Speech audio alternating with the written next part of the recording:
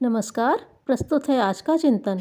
उन दिनों भीड़ का राज्य था। यों नाटक न्याय का ही रचा जाता था, पर भीड़ की चिल्लाहट में इंसाफ की आवाज़ इतनी धीमी पड़ती थी कि कोई उसे सुन ही न पाता था। ईसा के तीखे उपदेश लोगों की धर्म भावनाओं को नई दिशा दे रहे थे और सुनने वालों को यथार्थता और परंपरा के बीच का अंतर बता रहे थे। पुरातन पंथियों के लिए इस प्रकार के प्रयास सदा रोष का कारण बनते रहे हैं। ईसा भी उससे बच न सके। उस वर्ष का महायोजक हन्ना था। धर्म पुरोहित ही अभियोग बनाते थे और हाकिम दंड देता था। हन्ना चाहते थे कि ढर्रे में अवरोध उत्पन्न करने वाले ईसा को प्राण दंड मिले।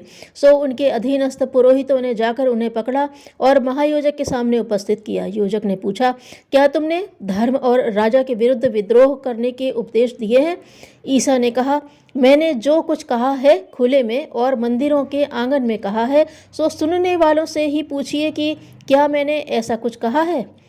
एक पुरोहित ने ईसा को चांटा मारा और कहा, महायोजक के सामने बढ़ चढ़कर बोलता है।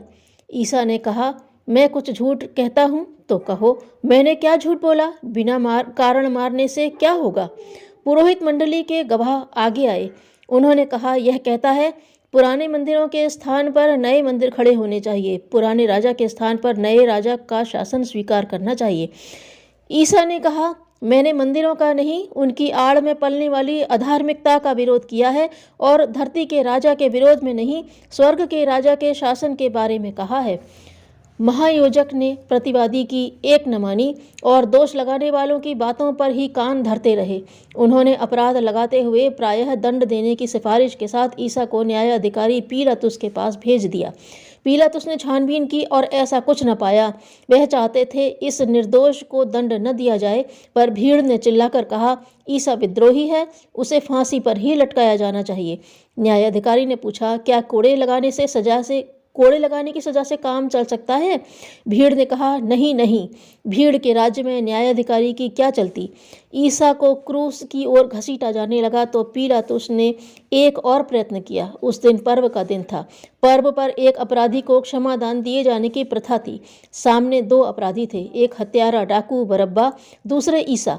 दोनों में से न्यायाधीश ईसा को छोड़ना चाहते थे, पर भीड़ चिल्लाई, बरब्बा को भले ही छोड़ दिया जाए, पर ईसा को तो क्रूस पर ही चढ़ना चाहिए। न्याय की एक न चली। हुआ वही जो भीड़ ने चाहा। भीड़ में इतनी समझ कहाँ होती है कि वह विवेकपूर्ण निर्णय कर सके। आवेश के प्रवाह में लोग किधर भी बहते रहते हैं। इसलिए भीड़ की मांग को नहीं, न्याय की पुकार को मान्यता मिलनी चाहिए। ईसा के पवित्र बलिदान से निकला यह निष्कर्ष अनंत काल तक आकाश में गूंजता रहेगा। विचारों की संपन्नता धन की संपन्नता से कहीं अधिक कीमती है। धन्यवाद।